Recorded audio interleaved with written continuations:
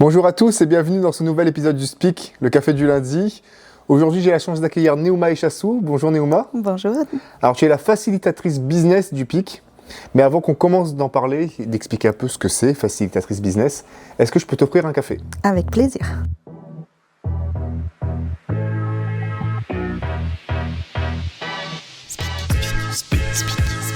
Speak, le Speak, le podcast du PIC. En partenariat avec la montagne. Speak. Donc Neouma, on l'expliquait juste avant l'introduction, tu es facilitatrice business au PIC. Mais qu'est-ce que c'est exactement une facilitatrice business ? Alors, une facilitatrice business, c'est quelqu'un qui crée des connexions et des opportunités entre les entreprises et les personnes. Et concrètement, en quoi ça consiste ?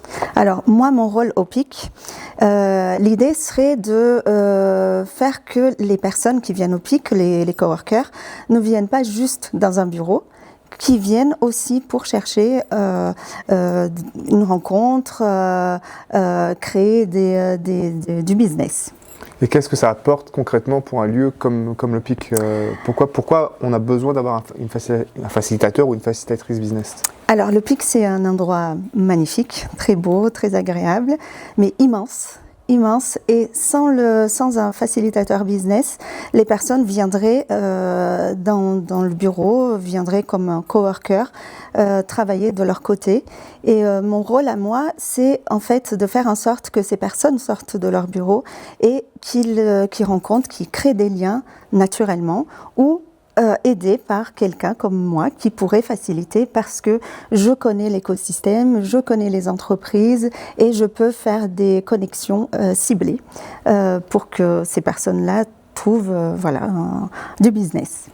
Est-ce que tu penses qu'un lieu comme celui-ci peut fonctionner sans quelqu'un comme toi ?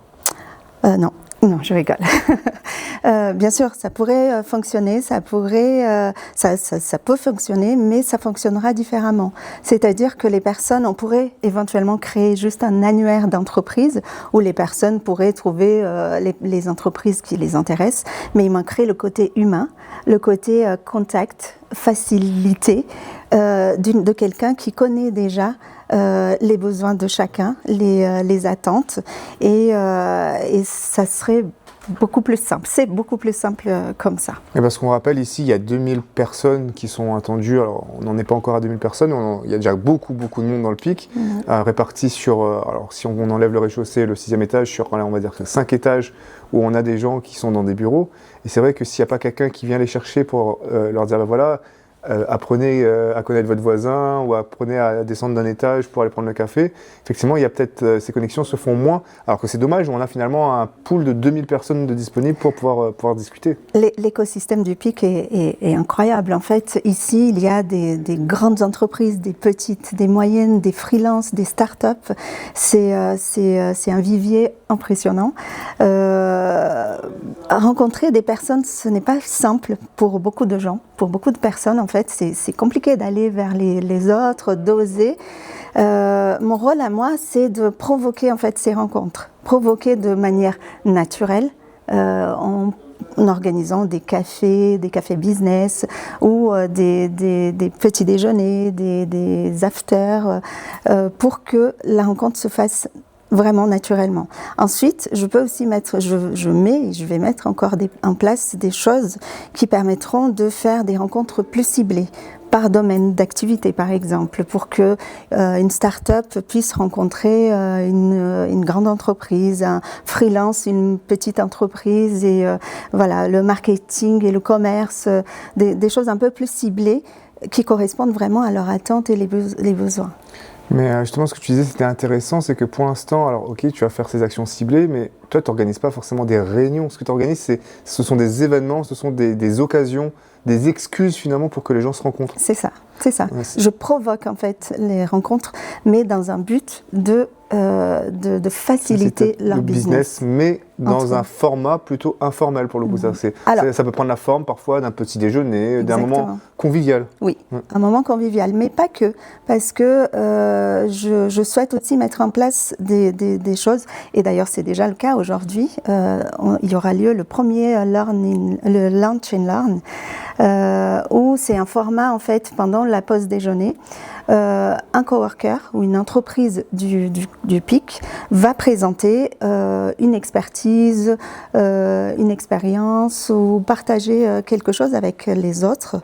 C'est un événement qui est ouvert à tous les coworkers de manière ouverte, vraiment sans rendez-vous, sans inscription. Ça se passe dans la Seine, vers le food court, pendant la pause de midi, ce qui fait aussi que c'est ouvert à toute personne qui souhaite extérieure au PIC. Et cela permet aussi à d'autres entreprises autour du PIC à accéder à cette connaissance, en fait, à cette conférence, qui seront sur des thèmes complètement différents. Aujourd'hui, par exemple, c'est sur l'intelligence émotionnelle. Alors, c'est super intéressant parce qu'en fait, ça a 3 vocations. D'un côté, ça permet à la personne qui fait la conférence de se faire connaître. De se faire connaître. Ça permet aux gens de venir manger tout en apprenant quelque chose d'intéressant. Et puis ça permet aux entreprises qui sont présentes et qui vont à cette conférence de savoir que finalement, cette expertise existe au sein du PIC. C'est très intéressant. Oui. Parlons un peu de toi. Parce que, alors, les gens qui connaissent l'environnement PIC et l'environnement Turing 22 auparavant te connaissent déjà parce que, on le dit pour ceux qui ne te connaissent pas, tu es toujours coworkeuse à la base à Turing 22. Et c'est comme ça que finalement tu as obtenu ce poste. Est-ce que tu peux nous expliquer un peu comment tu es devenue la facilitatrice business du PIC? Alors, donc, comme tu disais, en fait, je suis à Turing 22 depuis 4 ans à peu près, en tant que coworkeuse. Je venais d'un endroit avant, un bureau tout sombre, tout triste, et j'arrive à Turing et je découvre déjà le lieu, l'écosystème de Turing, et je suis tombée complètement amoureuse.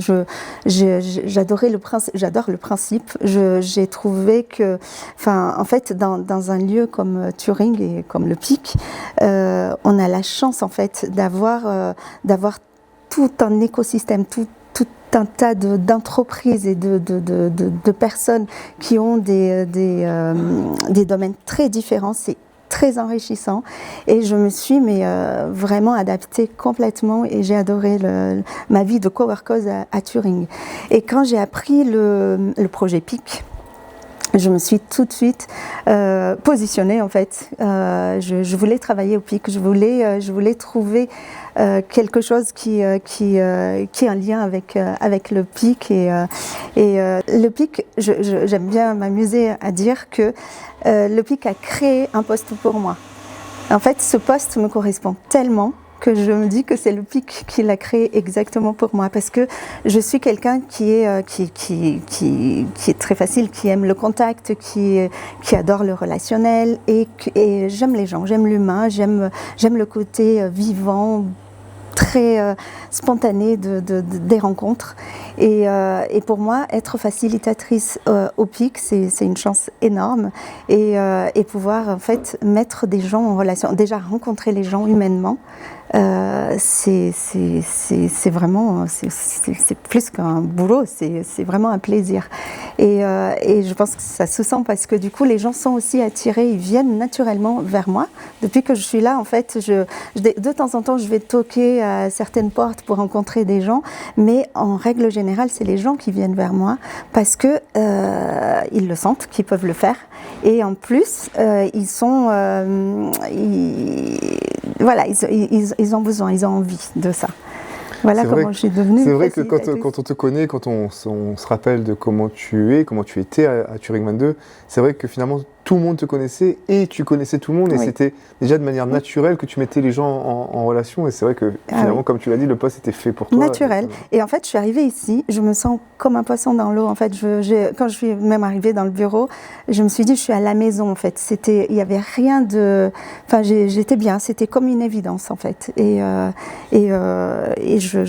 voilà, c'est tout simplement ça. Alors, tu en as déjà un peu parlé, mais quelles sont les actions que tu as déjà mises en place, qui ont déjà fonctionné, qui ont déjà eu lieu au sein du PIC? Alors déjà, j'ai mis en place le premier petit déjeuner. Et c'est un déjeuner, le petit déjeuner du PIC, c'est un moment convivial. Donc juste de rencontre où les coworkers se rencontrent de manière informel, sans arrière-pensée, juste un bon moment ensemble. Pourtant, on a vu que déjà dès ce premier petit déjeuner, même si c'était complètement informel et il n'y avait absolument aucune incitation à échanger, qu'il y a déjà des cartes de visite qui s'échangeaient, que les gens parlaient entre eux. Exactement, et où beaucoup de gens sont venus me parler, me voir, me rencontrer pour proposer des rendez-vous, pour qu'on échange, voilà. Donc c'est normalement censé être quelque chose de convivial et sans arrière-pensée, mais ça se transforme quand même, donc il y a besoin, il y a une demande et c'est super. Donc il y a eu le petit déjeuner, je vais mettre en place un after, mais qui s'appellera un before, parce qu'on va le faire juste le premier jeudi du mois avant l'after de la Copé.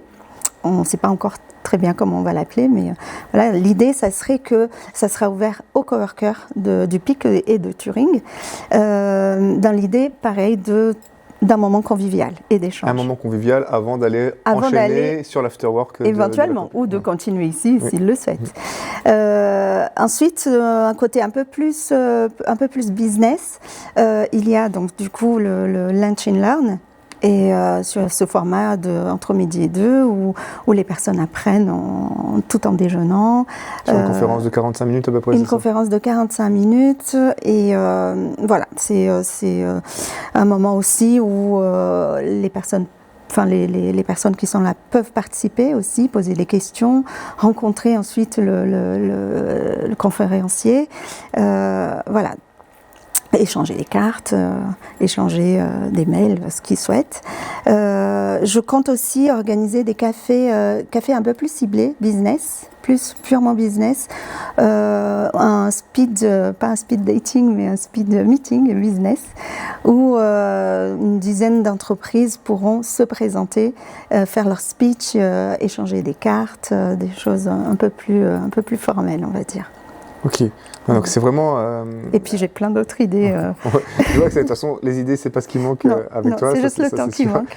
Mais c'est vrai que là, du coup, c'est un vrai bonus offert, alors on le rappelle complètement gratuitement aux coworkers d'être au sein du PIC. C'est-à-dire que vous avez des bureaux, mais en plus, vous avez quelqu'un qui s'occupe de vous mettre en relation avec les bonnes personnes pour créer du business. Exactement. En fait, l'idée, ici au PIC, on ne veut pas simplement être le plus grand espace de coworking de France. On veut que ça soit un lieu, le côté immense, grand du PIC, on veut qu'il se transforme en un lieu de richesse, en fait, que la taille devienne une richesse, que l'écosystème soit profitable à tous et le but, c'est vraiment générer du business et des opportunités pour les coworkers qui recherchent des clients, des opportunités, des prospects, non pas des prospects, mais des contrats. Des contrats, trouvent ici, tout en échangeant de manière très simple, très naturelle. Et puis oui, d'un côté pour les coworkers, et puis aussi pour les entreprises qui peuvent avoir besoin des fois au quotidien de gens capables de les accompagner sur des systèmes informatiques, sur la communication, sur de la comptabilité. Tout ça, on a au sein du PIC et c'est vrai que finalement, c'est quelque chose auquel on ne pense pas. On pense juste, oui, moi je viens pour avoir du business, mais il y a aussi des fois des entreprises qui se montent ou qui existent déjà, qui ont besoin aussi d'un écosystème pour travailler, pour grandir, pour exister, pour se créer, pour se formaliser. Et tout ça, juste en venant s'installer au PIC, c'est vrai qu'ils peuvent aussi avoir accès à l'ensemble des services qui font qu'on arrive à monter son entreprise. Exactement. Et ça, c'est un service en fait qui n'a pas de prix. C'est un service que les entreprises et les coworkers du PIC ont accès et ça n'a pas de prix. Alors, quels sont les coworkers qui peuvent venir te voir ? Tous. Tous, c'est le principe en fait. Donc moi je suis disponible pour n'importe qui, un freelance, une entreprise, un grand groupe, pour comprendre en fait leur activité, pour comprendre les besoins, pour pouvoir ensuite matcher en fait, matcher les entreprises ou les freelances ou les startups qui pourraient travailler ensemble, communiquer ensemble, partager ensemble. Voilà. Et ils peuvent venir te voir avec quelle problématique ? toutes, pour une recherche de clients, pour une recherche de partenaires, de partenariats, ou tout simplement en fait un besoin d'être bien au pic, de réseau. Du réseau, tout simplement, de rencontrer des personnes, pas forcément pour créer du business, mais tout simplement pour se sentir bien dans ce lieu. Bon en tout cas c'est génial Neuma, merci beaucoup pour toutes ces explications. C'est toi finalement qui maintenant va m'apporter des gens pour ce podcast. Hein, si tu as besoin d'autres personnes. D'ailleurs je le rappelle, si vous avez des problématiques et que vous voulez en parler ici, que vous avez une histoire à raconter et que vous voulez qu'elle soit mise en lumière sur le podcast du PIC ici au Café du Lundi, il n'y a aucun souci, je suis prêt à vous accueillir. Alors oui, la question que je voulais te poser, c'est comment on fait pour te contacter? On t'envoie un mail, on vient taper à la porte? Soit par mail, soit on peut venir taper à ma porte, c'est le bureau numéro. Alors 153, je crois, et c'est ça, c'est le numéro 153, c'est au premier étage. Sinon, vous demandez à l'accueil du PIC, il n'y a aucun souci pour trouver les coordonnées de Neuma, on vous mettra en relation. Et pareil, si vous avez apprécié cet épisode, n'hésitez pas à liker, à partager, à vous abonner comme d'habitude, et on se donne rendez-vous dans 15 jours pour un prochain épisode.